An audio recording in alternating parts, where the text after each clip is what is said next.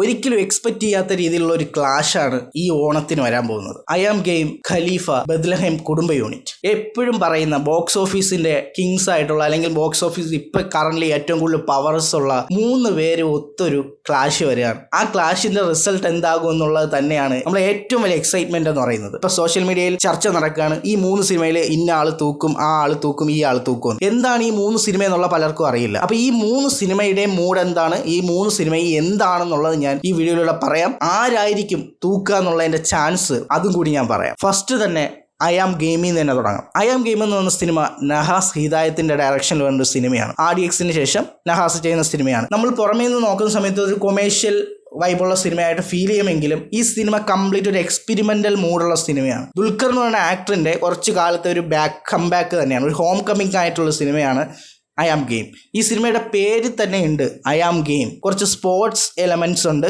ഒപ്പം കസിനോ ബേസ് ചെയ്തിട്ടുള്ള ഗ്യാംബ്ലിങ്ങും മണി കുറച്ചുള്ള അങ്ങനത്തെ സംഭവങ്ങളും ഒക്കെ ബ്ലെൻഡ് ചെയ്തിട്ടുള്ള, ഒപ്പം ഇതിൻ്റെ കൂട്ടത്തിൽ തന്നെ കുറച്ച് എന്തൊക്കെയോ എക്സ്പെരിമെൻ്റൽ ആയിട്ടുള്ള എലമെൻറ്റ്സ് മിക്സ് ചെയ്തിട്ടുള്ള ഒരു സിനിമയാണ് ഐ ആം ഗെയിം എന്ന് പറയുന്നത്. ഈ എക്സ്പെരിമെൻ്റൽ എന്ന് കേൾക്കുമ്പോൾ തന്നെ നിങ്ങൾക്ക് മനസ്സിലായിട്ടുണ്ടാവും, മറ്റ് 2 സിനിമകൾ വെച്ച് നോക്കുന്ന സമയത്ത് കുറച്ച് റിസ്ക് ഫാക്ടർ ഉള്ളത് ഐ ആം ഗെയിം എന്ന് പറഞ്ഞ ഈ ഒരു സിനിമയ്ക്കാണ്. ഈ എക്സ്പെരിമെൻ്റൽ സിനിമ എപ്പോഴൊക്കെ എടുത്തിട്ടുണ്ടോ അതിൽ 10 എടുത്താൽ 1 മാത്രമേ എപ്പോഴും വിജയിക്കാറുള്ളൂ. DQ ഇത്തവണ എടുത്തിരിക്കുന്നത് കുറച്ച് റിസ്കി ഫാക്ടറാണ്. ഓഡിയൻസ് കാണാൻ ആഗ്രഹിക്കുന്ന ഒരു കൈൻഡ് ഓഫ് DQനെ ഇതിനകത്ത് ക്യാരക്ടർ വൈസ് കാണാൻ പറ്റും. അദ്ദേഹത്തിൻ്റെ ആ ഒരു ലുക്ക് മാത്രമല്ല, പെർഫോമൻസിൻ്റെ വേരിയേഷൻ. ഇതൊരു കൊമേഴ്ഷ്യൽ സിനിമയാണ്, അതായത് ഒരു മാസ് മസാല കൊമേഴ്ഷ്യൽ പോലത്തെ ഒരു പടമാണ്, പക്ഷേ എക്സ്പെരിമെന്റൽ മൂഡുള്ള സിനിമയാണ്. ഒരു കംപ്ലീറ്റ് കൊമേഴ്ഷ്യൽ എന്ന് പറയാൻ പറ്റില്ല. കിട്ടി പോയി എന്നുള്ള ഒരു മൂഡാണ്. കാരണം ഇതിന്റെ ഒരു അപ്ഡേറ്റ്സ് ഒന്നും അധികം പുറത്തു വരാത്തത് കൊണ്ട് തന്നെ നമുക്ക് ആകെ പോസ്റ്റേഴ്സ് ഒക്കെ കിട്ടിയുള്ളൂ. അപ്പോൾ അതുകൊണ്ട് കൂടുതൽ ഡീറ്റെയിൽ ആയിട്ട് നമുക്ക് ഇതിനകത്ത് പറയാൻ പറ്റില്ല. പിന്നെ ഇതിനകത്തുള്ള കാസ്റ്റ് നോക്കുന്ന സമയത്തും DQനെ ഒഴിച്ചു മാറ്റി നിർത്തി കഴിഞ്ഞാൽ ഇപ്പോൾ ആന്റണി വർഗീസ് പെപ്പെ ആയാലും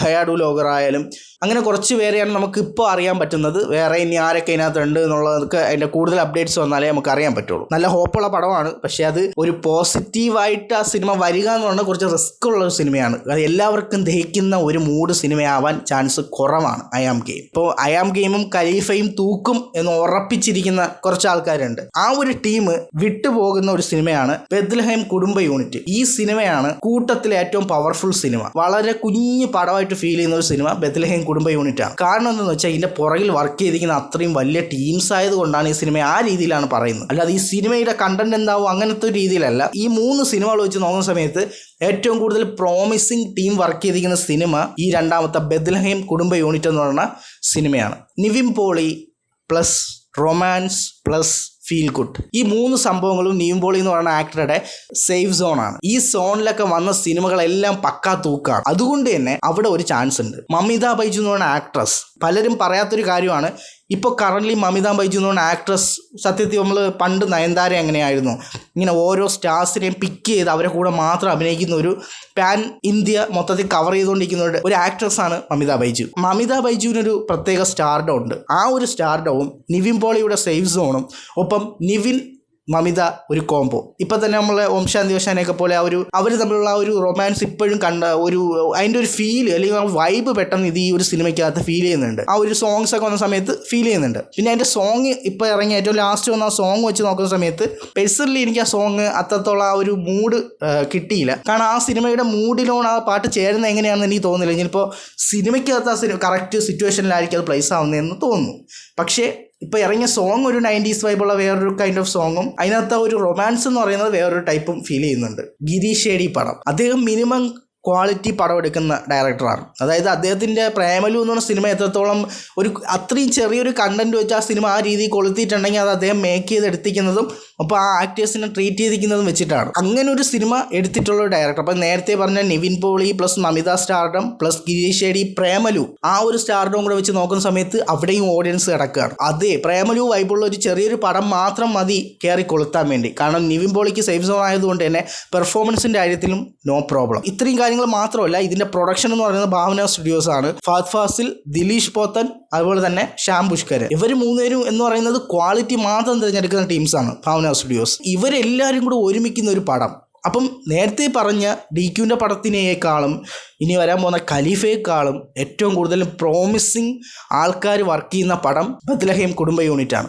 ഇതാറ്റം എൻഗേജിങ് പടമായിട്ടൊരു പോസിറ്റീവ് വന്നു കഴിഞ്ഞാൽ ഈ പറയുന്ന സർവ്വമായയിലെ അതേ ലുക്കിലാണ് നിവിൻ പോളി ഈ സ്റ്റിൽസൊക്കെ കാണുന്ന സമയത്ത് നമുക്ക് കാണാൻ പറ്റുന്നത്. സർവ്വമായയിലെ അതേ ലുക്ക് തന്നെയാണ്. എനിക്ക് ഇപ്പോഴും ഒരു സൈലൻറ്റ് ഒരു എന്താ പറയുക, അതിനെന്താ പറയുന്നത്, തേജാവും സർവ്വമായ വന്ന സമയത്ത് ഞാൻ പറഞ്ഞിട്ടുണ്ട് സൈലൻറ്റ് ഹിറ്റ് ആവാൻ ചാൻസ് ഉണ്ടെന്ന്. അതേപോലത്തെ ഒരു സൈലൻറ്റ് ഹിറ്റ് മണക്കുന്നുണ്ട് ഈ സിനിമയ്ക്കകത്ത്. ഞാൻ ഒരിക്കലും നിവിൻ പോളി ഇഷ്ടപ്പെടുന്ന ആളായതുകൊണ്ട് ഇങ്ങനെ പറയുന്നതല്ല. കാരണം ഇതിൻ്റെ പ്രോമിസിങ് ഇത് വെച്ച് നോക്കുന്ന സമയത്തും റീസെൻറ്റ് പടങ്ങൾ വെച്ച് നോക്കുന്ന സമയത്തും ഇവരുടെ ലൈനപ്പ് വെച്ച് നോക്കുന്ന സമയത്തും എല്ലാം കൊമ്പനം നമുക്ക് ടെക്നിക്കലിയും അതിൻ്റെ ടീം വൈസും പറയാൻ പറ്റുന്നത് ബത്ലഹേം കുടുംബ യൂണിറ്റാണ്. പക്ഷേ ഹൈപ്പ് കുറവ് ഈ സിനിമയ്ക്കാണ്. മൂന്നാമത്തെ പടം ഖലീഫ. റീസെൻ്റ്ലി ഖലീഫയുടെ ഒരു സോങ് അസ്ലായവളെ എന്ന് പറഞ്ഞ സോങ് ഇപ്പോൾ കയറിക്കൊണ്ടിരിക്കുകയാണ്. പേഴ്സണലി എനിക്കും അത് ഭയങ്കര ഇഷ്ടപ്പെട്ടു. മുമ്പ് നമ്മൾ കണ്ട ആദം ജോൺ ആയാലും അൻവറിലെയൊക്കെ ഇതിന്ന് യങ്ങായിട്ട് ഫീൽ ചെയ്യുന്ന രീതിയിലുള്ള ഒരു ലുക്കിലേക്ക് പൃഥ്വിരാജ് മാറിയിട്ടുണ്ട്. പിന്നെ ഈ സിനിമയുടെ ഒരു പ്രത്യേക ക്വാളിറ്റി എന്ന് പറയുന്നത് ഇതിൻ്റെ കണ്ടന്റ് എന്തോ ആവും എന്നുള്ളത് എനിക്ക് ഉറപ്പില്ല. കാരണം പേഴ്സണലി എനിക്ക് ഈ വൈശാഖിൻ്റെ കണ്ടന്റ് ബേസ് അത്ര ഇഷ്ടമല്ല. പക്ഷേ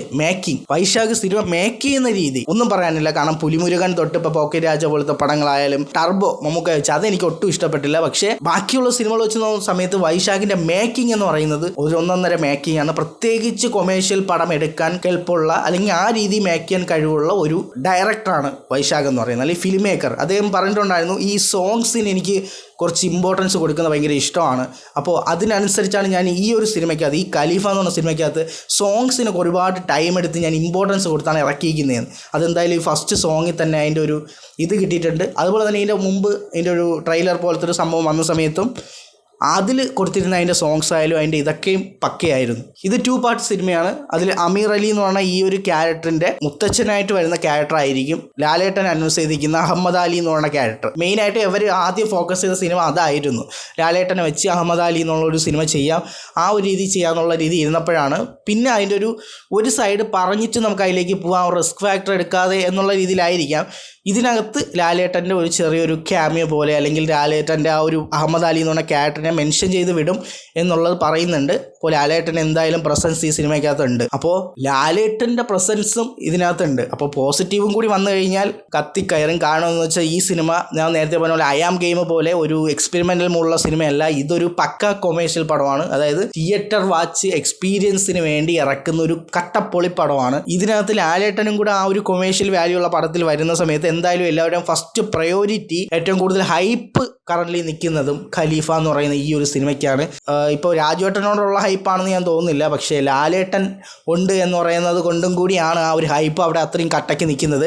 അയാം ഗെയിം, PKU, ഖലീഫ. എനിക്ക് ഹൈപ്പ് പേഴ്സണലി കുറവെന്ന് പറയുന്നത് ഈ പറയുന്ന അയാം ഗെയിം എന്ന് പറഞ്ഞ സിനിമയാണ്. പക്ഷേ അതായിരിക്കും ചിലപ്പോൾ ഓണം വിന്നർ ആയാലും നമുക്ക് പറയാൻ പറ്റില്ല. പക്ഷേ പേഴ്സണലി കറണ്ട് സ്റ്റേജ് അതിൻ്റെ അപ്ഡേറ്റ്സ് ഒന്നും വരാത്ത സ്ഥിതിക്ക് ഈ വന്ന പോസ്റ്ററൊക്കെ വെച്ച് നോക്കുന്ന സമയത്ത് മറ്റ് പടങ്ങൾ വെച്ച് നോക്കുന്ന സമയത്ത് അത് കുറച്ച് എനിക്ക് പേഴ്സണലി അത്ര ഹൈപ്പില്ല. Second Bethlehem Kudumba unit. ഈ സിനിമ പേഴ്സണലി എനിക്ക് ഹൈപ്പ് ഉണ്ട്. ഒന്നാമത്തെ റീസൺ അത് നിവിൻ പോളി പടമാണ്. നിവിൻ പോളിയുടെ സേഫ് സോണാണ്. Romance plus feel good. ആ ഒരു കോമ്പിനേഷൻ വരുന്ന സമയത്ത് അത് കണ്ടുകൊണ്ടിരിക്കാൻ ഒരു വല്ലാത്ത പടമാണ് ഖലീഫ. സത്യത്തിൽ ഓണം വിന്നർ എന്ന് പറയാൻ നോക്കുന്ന സമയത്ത് ഇതുവരെ വന്ന അപ്ഡേറ്റ്സുകൾ വെച്ചിട്ടായാലും ആൾക്കാരുടെ റിസപ്ഷൻ വെച്ചിട്ടായാലും അല്ലെങ്കിൽ എല്ലാവർക്കും ഞാനിപ്പോൾ ഒരു പോളിട്ടെ പോലും എല്ലാവർക്കും കൂടുതൽ എക്സ്പെക്ട് ചെയ്യുന്നത് ഖലീഫ എന്ന് പറഞ്ഞ സിനിമയ്ക്ക് വേണ്ടിയിട്ടാണ്. അതിൽ ലാലേട്ടനും കൂടെ ഉണ്ട് എന്നുള്ളത് കേൾക്കുന്ന സമയത്ത് ഏറ്റവും കൂടുതൽ ആൾക്കാർ എക്സ്പെക്ട് ചെയ്യുന്നത് ഖലീഫ ആണെങ്കിൽ പോലും സ്വാഭാവികമായിട്ടും ഹൈപ്പ് കൂടുതലുള്ള സിനിമകൾ നല്ല സിനിമയാണെന്നുണ്ടെങ്കിൽ ഏറ്റവും കൂടുതൽ കൊളുത്താൻ പോകുന്നത് അതായിരിക്കണമല്ലോ. അതിൽ ആ ഒരു അസലായുള്ള സോങ് കേട്ട സമയത്ത് എനിക്ക് നല്ലൊരു ഹൈപ്പ് ഫീൽ ചെയ്യുന്നുണ്ട്. പക്ഷേ സിനിമ വൈസ് അത് എങ്ങനെയായിരിക്കും ഉണ്ടാവുക, അതൊരു പക്ക കൊമേഴ്ഷ്യൽ പടമായിരിക്കും.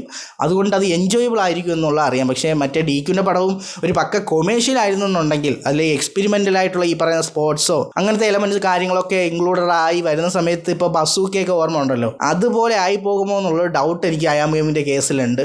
അത് മാത്രമേ എനിക്കുള്ളൂ. പേഴ്സണലി ബത്ലഹേം കുടുംബ യൂണിറ്റും അതുപോലെ തന്നെ ഖലീഫയാണ് പേഴ്സണലി എനിക്കൊരു ഈ സിനിമകൾ രണ്ടും ചിലപ്പോൾ കയറി കൊളുത്തും എന്നുള്ളൊരിതുള്ളത്. അതേസമയം അയാം ഗെയിം പൊട്ടും എന്നുള്ളതിനല്ല അർത്ഥം. ഇജാതി മേക്കിംഗ് ആണെന്നുള്ളത് നമുക്ക് ഉറപ്പാണ്. പക്ഷേ അതിനകത്തെ എലമെൻ്റ് ഈ പറയുന്ന രീതിയിൽ കുറച്ച് എല്ലാവർക്കും ദഹിക്കുമോ എന്നുള്ളതാണ് എനിക്ക് ഒരു പേടി. അത്രയേ ഉള്ളൂ. 3 പടവും നല്ല പടമായിരിക്കും. കാരണം ഇത് 3ഉം എക്സ്പെക്റ്റേഷൻ ഉള്ള പടങ്ങൾ തന്നെയാണ്. അപ്പോൾ ഈ 3ഉം ഒരുപോലെ ഹിറ്റാവും എന്നുള്ള രീതിയിലാണ് ഞാൻ പ്രതീക്ഷിക്കുന്നത്. അതിൽ കൂടുതൽ ആര് തൂക്കും എന്നുള്ളതൊക്കെ ആ സമയത്ത് ഓഡിയൻസിനെ പോലെ ഇരിക്കും. സബ്സ്ക്രൈബ് ചെയ്തിട്ടേക്കുക. റീസെൻറ്റ് വീഡിയോസ് ഇവിടെ കൊടുത്തിട്ടുണ്ട്. ഇതിനേക്കാൾ ഇടിവെട്ടായിട്ടുള്ള മറ്റൊരു വീഡിയോ കാണാം. It's me Ansha Nisar.